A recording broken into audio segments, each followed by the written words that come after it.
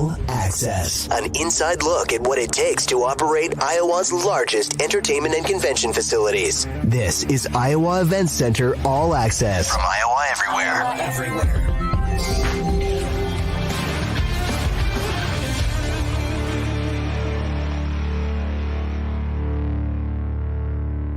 What is up, everybody? Welcome to another episode of All Access here on the Iowa Everywhere Podcast Network. We're presented, as always, by the Iowa Event Center. Matt Van Winkle, Adam Flack, Director of Marketing at the Iowa Event Center, joins us once again for another episode.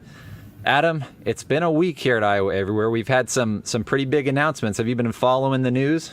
Man, every day I'm hearing something new. It's like, welcome to all the new listeners, probably. Yeah, it's really exciting what you're doing. The Murph and Andy announcement was fantastic.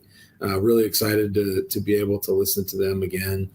And then adding Derek Duke, also another favorite listen of mine, covers the Big 12. As a Cyclone fan, you can't beat listening to Derek, so I'm excited about that one.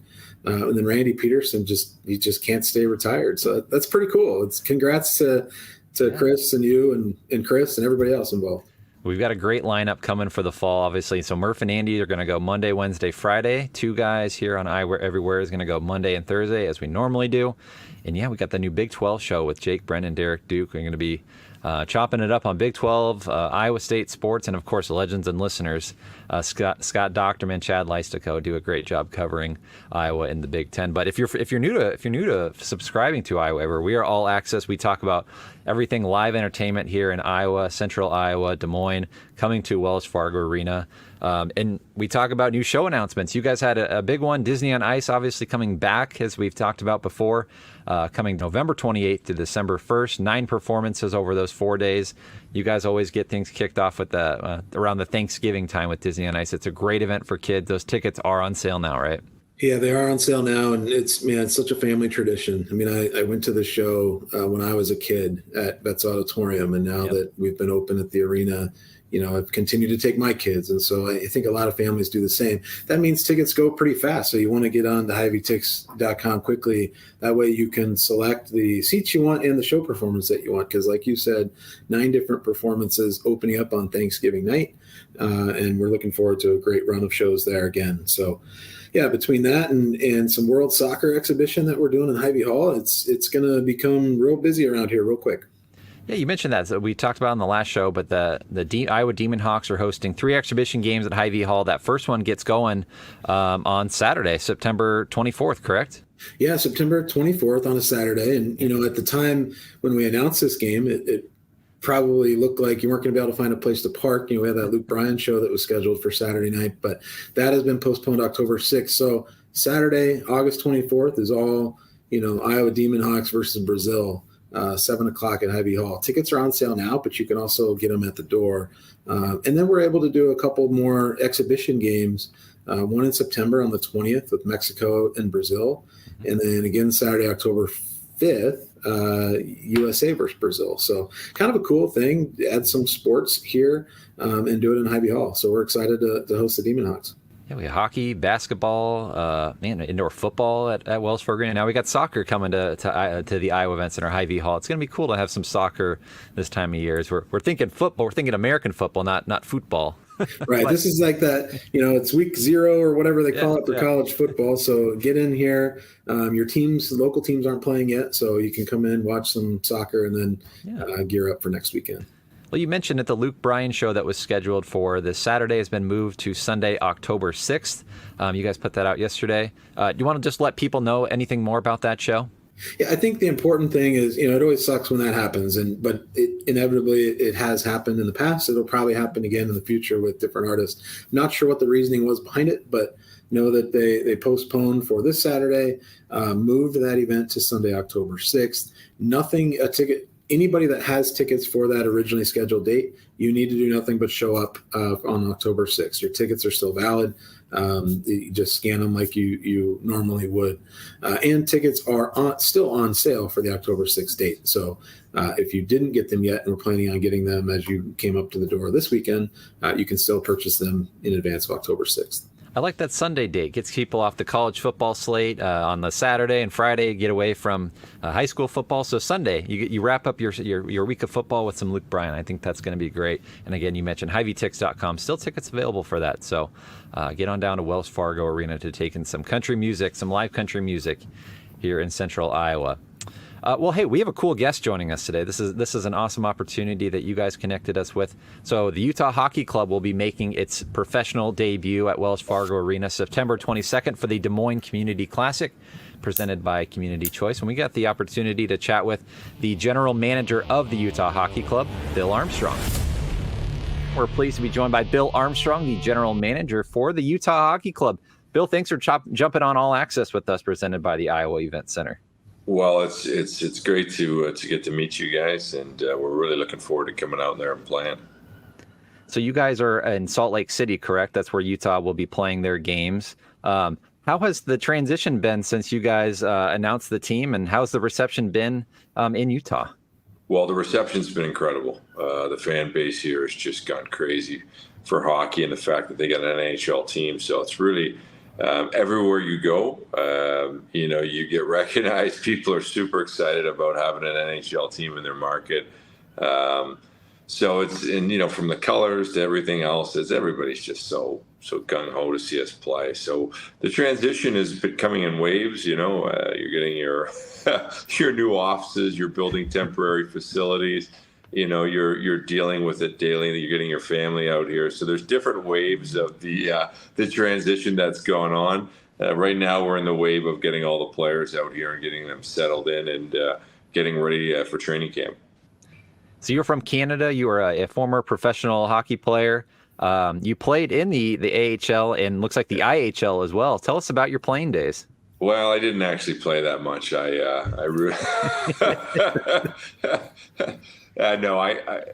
really enjoyed my time in the American League. I came in as a 20-year-old kid, and I can remember looking around, going, "Hey, what do you get? Wives and kids?" And the next thing you know, that's the path that I was on, and I had a really good run with Hershey in the American League, and then also Providence in the American League, and there were two really important steps in where I am today. I had great coaching and great teammates, and it's an amazing league to play in. It's kind of where I went to school, I'd like to say, and it's something that I always have fond memories of the American League. Truly exciting time in my life, and I had the opportunity to do a little bit of everything, play, assistant coach, head coach. I think I was the last player assistant coach in the history of the American League. So I do have that record. So you're player coach. So you made sure that you were on that first line every night, right? I benched a few prospects to give myself a little bit more ice time. At one point I did, yes, for sure. So talk about, you've played, long time player, you transitioned to coach and then transitioned to the front office. At what point in your playing career did you kind of get that itch to stay involved in the game and move to the front office? Was there a moment of time or just a gradual transition that you wanted to stay involved? How'd that process go? It is a gradual transition that I went from being a player coach to assistant coach to being a head coach in the American League, and then running an East Coast League Hockey League team from top to bottom, and building teams, and then getting into scouting, and from that scouting process, getting into managing. So it was kind of a roundabout way that it happened. But it's funny, when I got to this position and became general manager of an NHL team, I had kind of had, I didn't really understand it at the time, but when I went in for the interview, I thought, oh my God, I've got a pretty darn good resume. I never really looked behind me Sure. about all the things that I'd kind of accomplished. And then all of a sudden, when you get in that room, you're like, yeah, I should be in this room. And, I had a good shot at a job to be a general manager in the National Hockey League because of what I've accomplished and what I've done in the past. And I think, I had the ability as a player to win a World Cup, win a Calder Cup as an assistant coach in Providence, and win a Stanley Cup as assistant GM. So I had a proven track record that I could have an impact on a franchise. And a lot of that stemmed from what I'd learned in the American League too. So some really good kind of times in my life where I'd made that step, and then I was able to make the next step to be a GM. A lot of people, you talk analytics now. That's the big buzzword and what people are making decisions on. I mean, what are your feelings as a former player now in the front office? You see you can just tell a good player when you see them skate, but how much does analytics play into it now? Is that something that every team has just leaned completely into? What's the balance between the feel of a good player and looking at the numbers? Well, it's a great question. Analytics is the buzzword. I think it's a combination of everything. You want to make the best decision possible, and to do that, you need the most amount of information. And sometimes that information comes from your eyes. Sometimes it comes from the background work you do on the players. Sometimes it's from the analytics. There's a lot of different ways to make great decisions, and analytics are part of your decision-making process at the NHL, and it's so important to have them. I don't think you can solely base and make a decision just based on analytics. You have to involve your pro scouts, your amateur scouts, your coaches, and really dig deep into making those key decisions. So I think, just to say, hey, I'm just going to go off my eyesight, I don't think that works. I think you have to involve a lot of different thought processes and a lot of different avenues to make great decisions in the NHL. And that doesn't even come into factor your consultants that, have a huge amount of history of being GMs or head scouts and getting them involved in making the decisions too. Bill Armstrong, the general manager for the Utah Hockey Club, joining us here on All Access, presented by the Iowa Event Center, ahead of their September 22nd game here, the preseason game. Bill, it's exciting for you guys and exciting for us to have you, but it's going to be the very first time people get to see the new jerseys, the Utah Hockey Club jerseys, your team on the ice. What are you looking forward to most about that first game? Well, just, you get this burning in your chest when you're a player about waking up at this time of the summer, and people would say, well, you got 20 days left before, but the 20 days are like torture, because you've got this itch inside you that you want to play, and are you ready to go? And I think as a GM and as an organization, we have that itch too. We want to play. We want to get going here. So it's an exciting time for us, especially with all the hype and being a new franchise, and we've got a good young team coming through the door with a whole boatload of prospects. So it's really a fun time to be a part of this new franchise.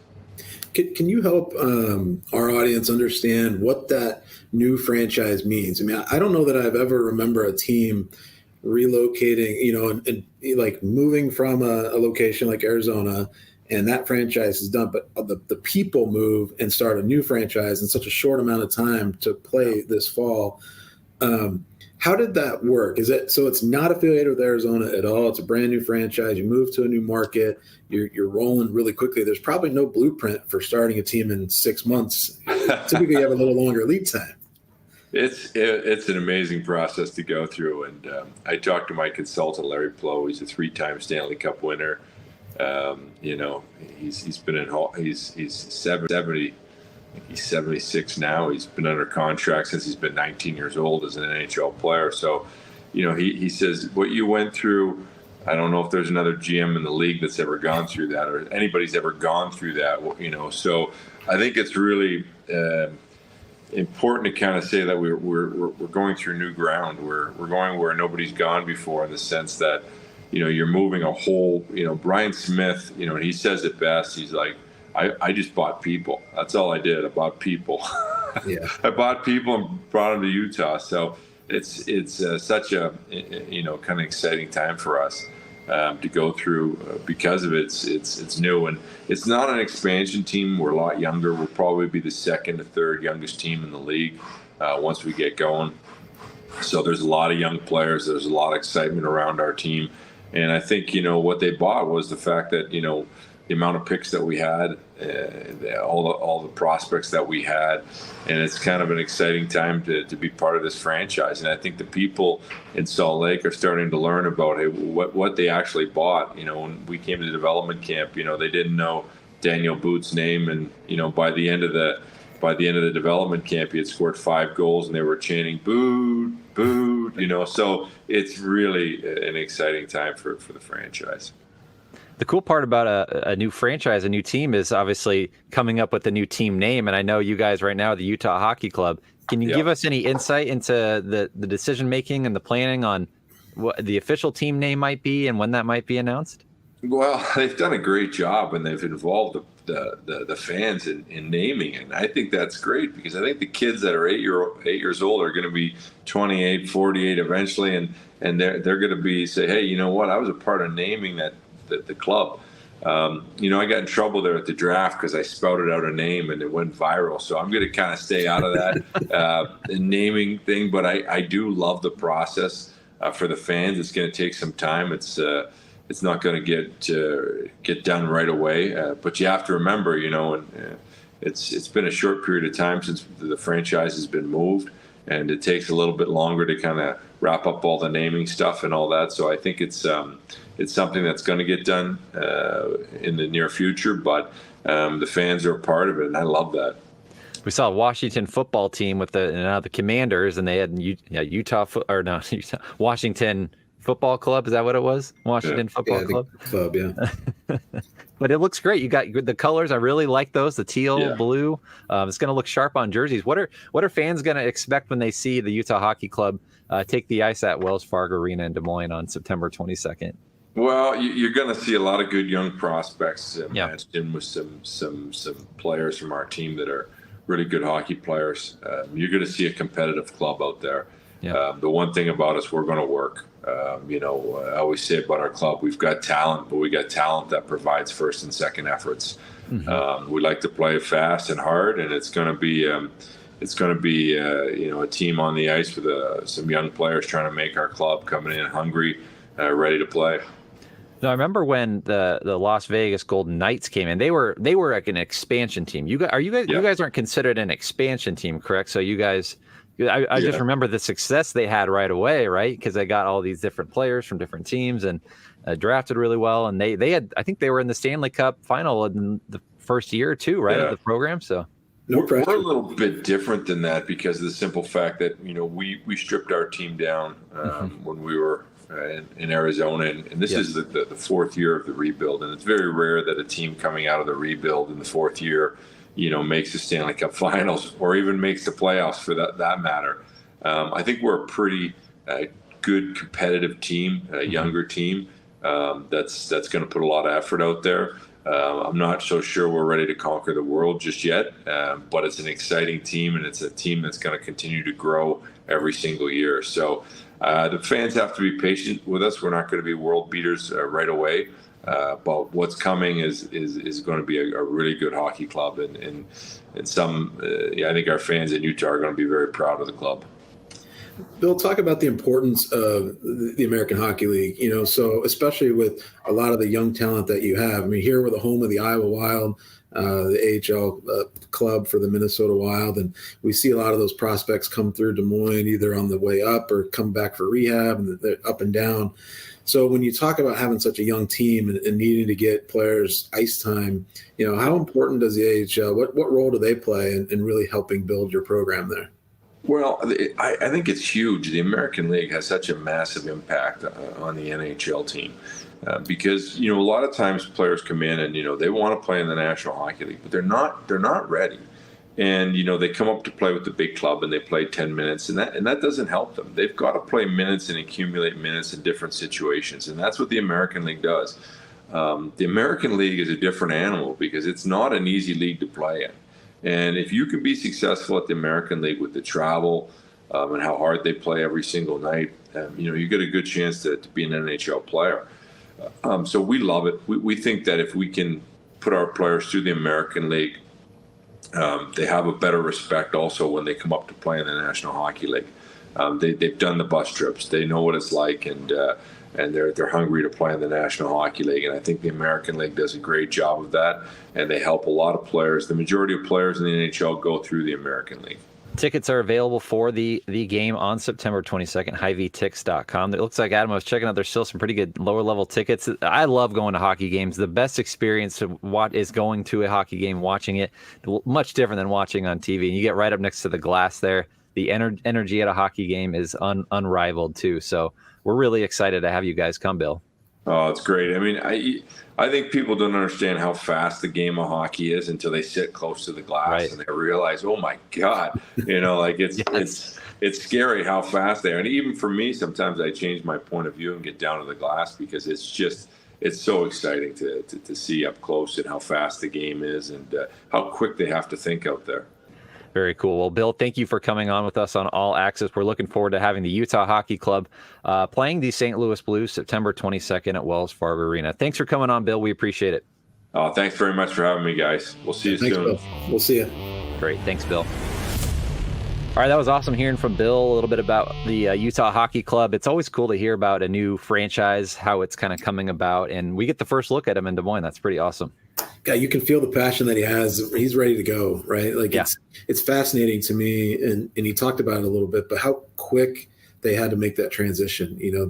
That Arizona wraps up and plays the end of the season, and then it's get up to Utah and establish your offices and your people and all of that. So excited to see what products on the ice on September 22nd.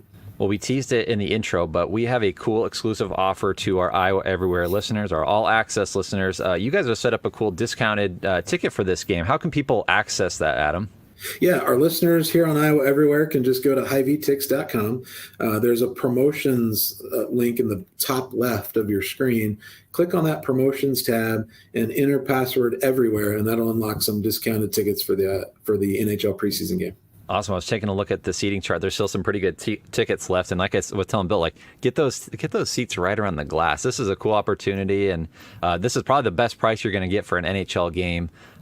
So get those, HighVTix.com, as Adam mentioned, that promotions tab at the top of your screen. Enter that ticket code everywhere. You're going to get some discounted tickets for our Iowa Everywhere listeners. Well, for Adam Flack, I'm Matt Van Winkle. Thank you so much for tuning in to another episode of All Access here on the Iowa Everywhere Podcast Network. Don't forget to follow,